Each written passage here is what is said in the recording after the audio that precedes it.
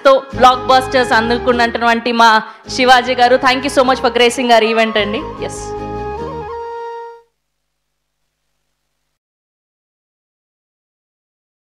అందరికీ నమస్కారం అండి. ఆల్రెడీ గ్లాసులు కడిగేస్తున్నారు, వెనకాల కనపడతా ఉంది, బాగా లేట్ అయిపోయింది. రాజు వెడ్స్ రాంబాయ్,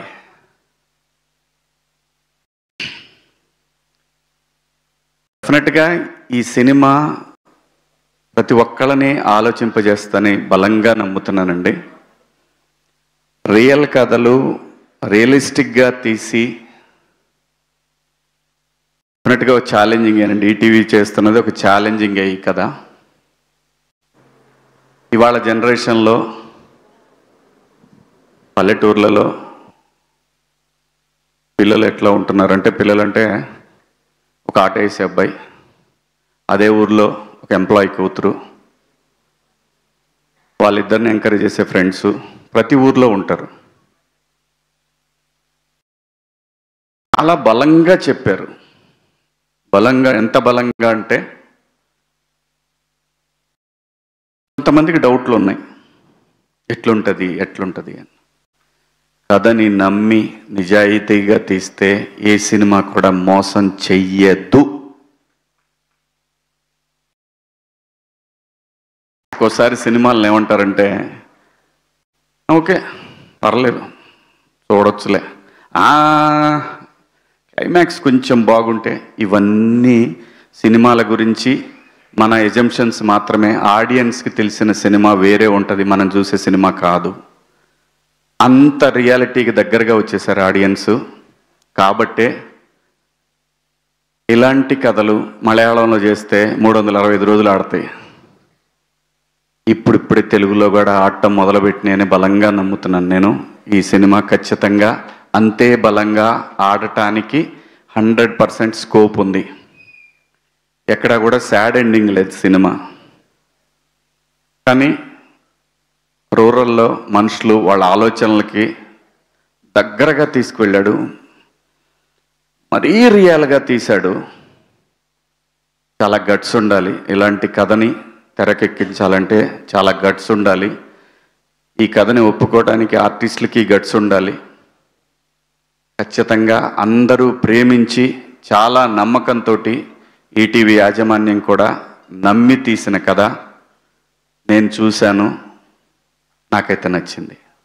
నిజాన్ని చెప్పటానికి, నిర్భయంగా నిజాన్ని చెప్పటానికి కొంచెం సేపు తటపాయింటారించవచ్చు, కానీ నిజమైతే ఇది నిజమైన యథార్థమైనటువంటి ఒక కథ. ప్రేమ కథలు ఎన్నిసార్లు మనం ఆ మధ్య మొన్న ఒక కథ చూసాం, మన విజయ్ సేతుపతి ఫాదర్గా చేసిన సినిమా.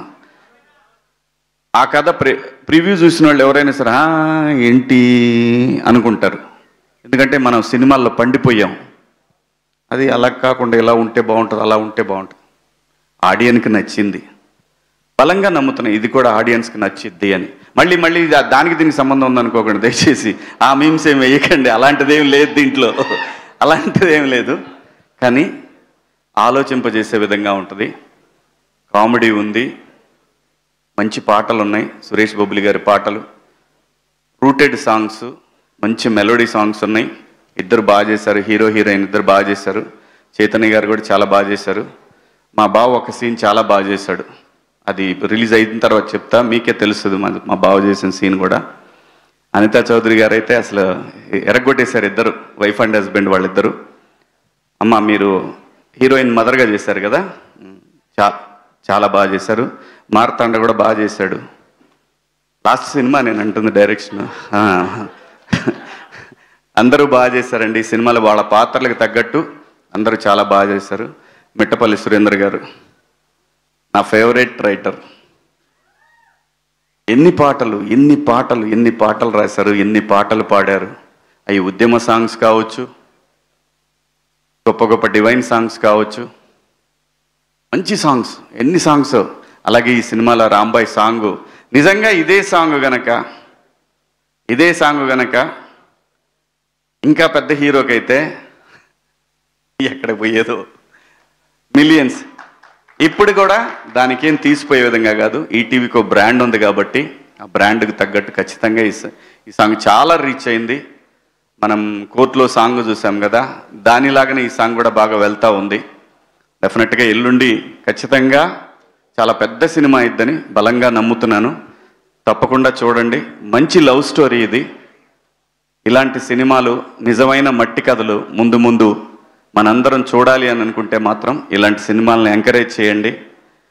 నిజమైన ప్రేమను బతికించండి. అలాగే ఈటీవీ సాయి గారు కానివ్వండి, నితిన్ గారు కానివ్వండి.